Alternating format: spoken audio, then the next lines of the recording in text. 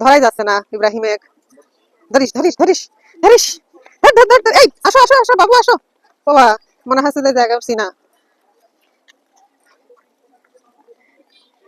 কি সুন্দর করে বেড়াচ্ছে ইব্রাহিম, দেখেন ইব্রাহিমের ওই জায়গা দু একটা খাওয়ার জিনিস আছে।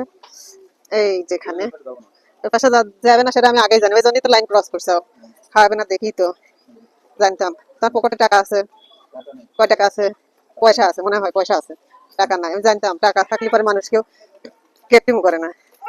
আর ফকিন্নি মানুষের টাকা থাকবেই বা কোন জায়গায়, জায়গায় বসো, আমি তো 1,000 টাকা দেবো, বুঝবে?